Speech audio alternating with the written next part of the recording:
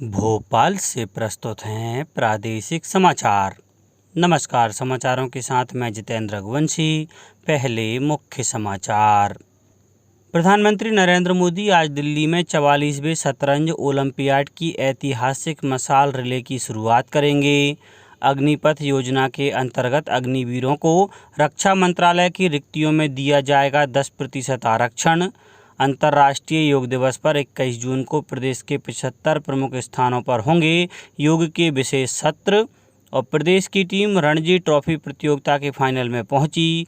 2 दशक बाद टीम ने हासिल की यह उपलब्धि। अब समाचार विस्तार से। प्रधानमंत्री नरेंद्र मोदी आज दिल्ली के इंदिरा गांधी स्टेडियम में 44वें शतरंज ओलंपियाड की ऐतिहासिक मशाल रिले की शुरुआत करेंगे। अंतर्राष्ट्रीय शतरंज महासंघ ने ओलंपिक मशाल की तरह शतरंज ओलंपियाड मशाल की शुरुआत की है। भारत विश्व का पहला देश होगा जहां शतरंज ओलंपियाड रिले आयोजित की जाएगी।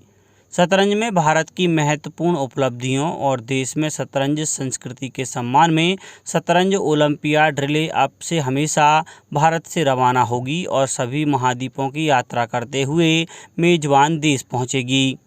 44वां शतरंज ओलंपियाड 28 जुलाई से 10 अगस्त तक चेन्नई में होगा। 1927 से खेली जा रही है प्रतिष्ठित प्रतियोगिता भारत में पहली बार और एशिया में 30 वर्ष बाद आयोजित की जा रही है।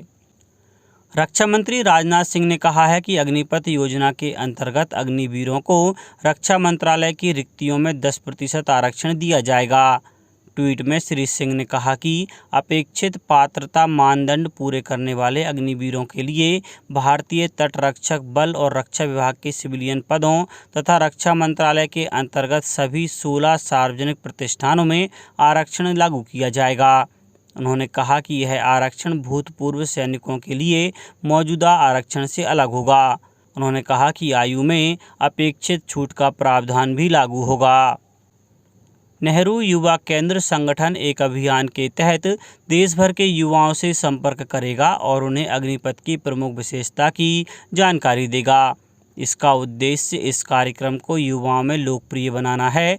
युवा कार्यक्रम और खेल मंत्रालय के सचिव संजय कुमार ने कहा कि अग्निपथ कार्यक्रम के बारे में जागरूकता के प्रसार के लिए नेहरू युवा केंद्र संगठन अपने क्षेत्रीय अधिकारियों के अलावा यूथ क्लबों और अन्य संबद्ध पक्षों से संबंधित निचले स्तर के युवाओं को एकजुट करेगा। टाइगर सेल देवास के अंतर्गत जिले के खिवनी वन्य प्राणी अभ्यारण्य का विकास किया जा रहा है। खिवनी अभ्यारण्य में चीतल हिरण का आना लगातार जारी है। वन विहार भोपाल से 25 चीतल शुक्रवार को यहां सफलतापूर्वक स्थानांतरित किए गए हैं। पूर्व में लाए गए चीतल को मिलाकर अब यहां करीब 78 चीतल हो गए हैं। अभ्यारण्य खिवनी बाघ का भी स्थायी निवास है और कुछ दिन पूर्व ही बाघिन राधा द्वारा 2 नए शावकों को भी जन्म दिया गया। चीतल की संख्या बढ़ने से बाघ और तेंदुआ के लिए भोजन की उपलब्धता में सहायक होगा। कलेक्टर चंद्रमौली शुक्ला ने बताया कि इस वन क्षेत्र में शाकाहारी वन्य प्राणियों की संख्या को बढ़ाने चीतल लाए जा रहे हैं। मध्य प्रदेश लोक सेवा आयोग की राज्य सेवा और राज्य वन सेवा प्रारंभिक परीक्षा आज होगी।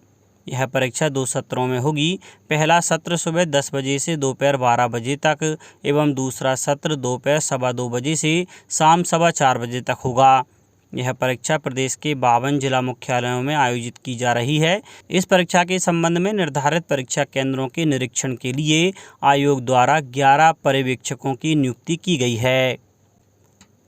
पोलियो टीकाकरण अभियान 2022 आज से 11 राज्यों और केंद्र शासित प्रदेशों में शुरू होगा। हालांकि इन राज्यों में मध्य प्रदेश शामिल नहीं है। स्वास्थ्य मंत्रालय ने कहा है कि इस अभियान के दौरान 5 वर्ष से कम उम्र के लगभग 3 करोड़ 9 लाख बच्चों को पोलियो की दवा पिलाने का लक्ष्य रखा गया है।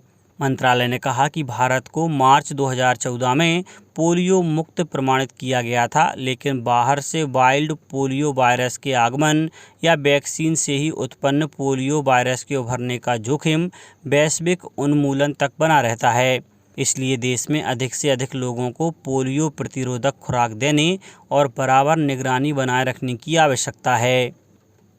हज यात्रियों का पहला जत्था कल मुंबई से मक्का और मदीना के लिए रवाना हुआ। इस अवसर पर अल्पसंख्यक मामलों के केंद्रीय मंत्री मुख्तार अब्बास नकवी मौजूद थे। इस वर्ष भारत से करीब 80,000 यात्री हज के लिए जा रहे हैं, जिसमें लगभग 50% महिलाएं हैं।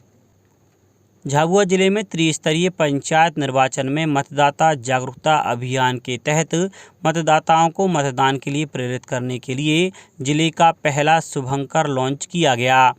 यह शुभंकर पारंपरिक अंदाज में वाद्य यंत्र बजाते हुए लोगों को मतदान हेतु प्रेरित करता हुआ दिखाई देता है। आदिवासी प्रधान झाबुआ जिले की परंपरागत संस्कृति को ध्यान में रखते हुए यह शुभंकर बनाया गया है। 8वें अंतर्राष्ट्रीय योग दिवस 21 जून को आज़ादी के अमृत महोत्सव के मौके पर प्रदेश के 75 प्रमुख स्थानों पर योग के विशेष सत्र होंगे। इसके लिए पुरातत्व स्थल, नदियों के घाट और प्रसिद्ध पर्यटन स्थल चयनित किए जा चुके हैं। इनमें से 4 स्थानों पर केंद्रीय मंत्री भी शामिल होंगे। जिन 4 स्थलों पर योग के विशेष सत्रों में केंद्रीय मंत्री शामिल होंगे, उनमें प्रसिद्ध पुरातत्व स्थल खजुराहो में केंद्रीय कृषि एवं किसान कल्याण मंत्री नरेंद्र सिंह तोमर, नर्मदा नदी के उद्गम स्थल अमरकंटक में केंद्रीय सामाजिक न्याय और अधिकारिता मंत्री डॉक्टर वीरेंद्र कुमार, ग्वालियर किले के पुरातत्व स्थल पर केंद्रीय नागरिक उड्डयन मंत्री ज्योतिरादित्य सिंधिया और विश्व प्रसिद्ध सांची के बौद्ध विहार में केंद्रीय सूक्ष्म, लघु और मध्यम उद्योग राज्य मंत्री भानु प्रताप सिंह वर्मा शामिल होंगे। आज़ादी के अमृत महोत्सव के दौरान प्रदेश में निर्मित किए जा रहे अमृत सरोवरों के नज़दीक भी योग के विशेष सत्र होंगे। इस वर्ष मानवता के लिए योग थीम पर अंतर्राष्ट्रीय योग दिवस मनाया जाएगा। बेंगलुरु में खेले गए मैच में मध्य प्रदेश की टीम ने पश्चिम बंगाल को 174 रन से हराकर रणजी ट्रॉफी प्रतियोगिता 2022 के फाइनल में स्थान बना लिया है।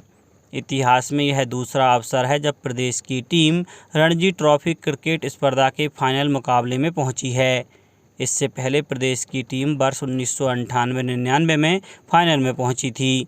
मुख्यमंत्री शिवराज सिंह चौहान ने टीम को इस उपलब्धि के लिए बधाई दी है।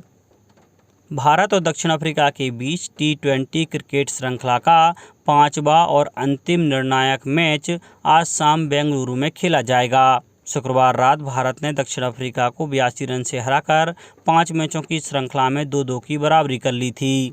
अब कुछ समाचार संक्षेप में।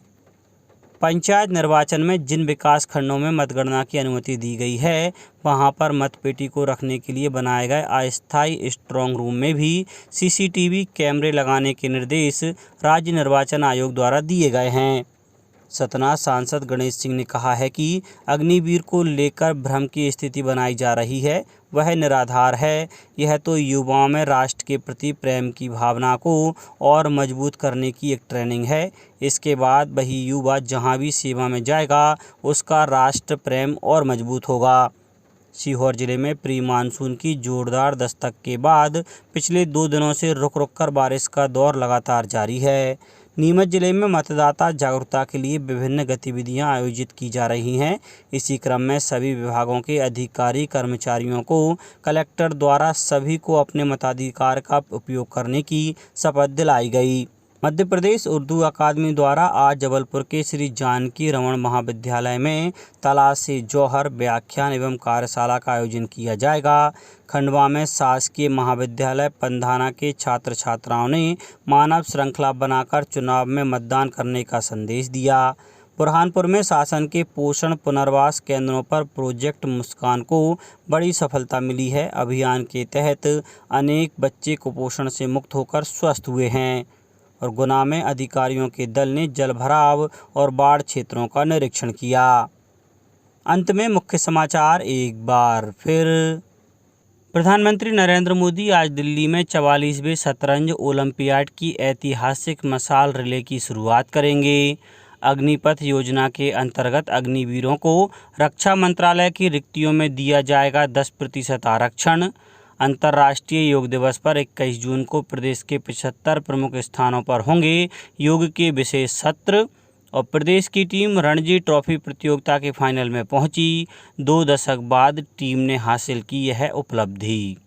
इस बुलेटिन में इतना ही। घर पर रहिए, सुरक्षित रहिए और सुनते रहिए प्रादेशिक समाचार। नमस्कार।